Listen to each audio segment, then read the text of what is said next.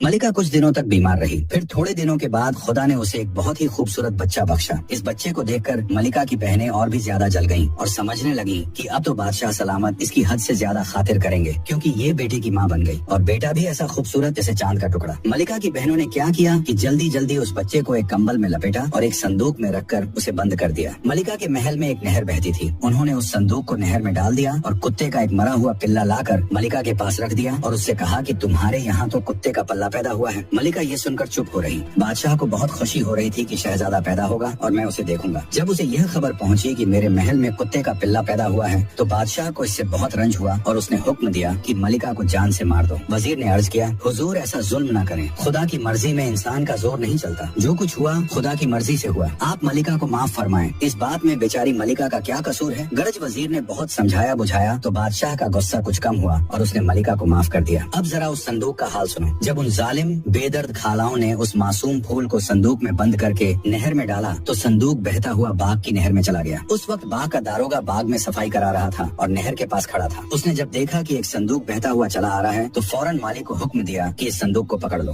مالی صندوق کو لے کر داروغہ کے پاس آیا۔ جب داروغہ نے صندوق کھولا تو کیا دیکھتا ہے کہ ایک خوبصورت پھول سا بچہ اس صندوق میں پڑا اپنا انگوٹھا چوس رہا ہے۔ داروغہ سمجھ گیا کہ یہ بچہ محل کی طرف سے بہتا ہوا آیا ہے اور محل کی کسی بیگم کا ہے، مگر اس نے سوچا مجھے کیا ضرورت ہے کہ اس بچے کا حال پوچھوں، میری کوئی اولاد نہ تھی، خدا نے اپنے فضل سے مجھے ایسا خوبصورت بیٹا بخشا۔ وہ اس بچے کو لے کر اپنی بیوی کے پاس گیا اور کہا، لو بیوی، اللہ نے ہمیں فرزند بخشا ہے۔ داروغہ کی بیوی نے بہت محبت سے اس بچے کو گود میں لیا، اسے اچھے اچھے کپڑے پہنائے اور بہت آرام سے پالنے لگی۔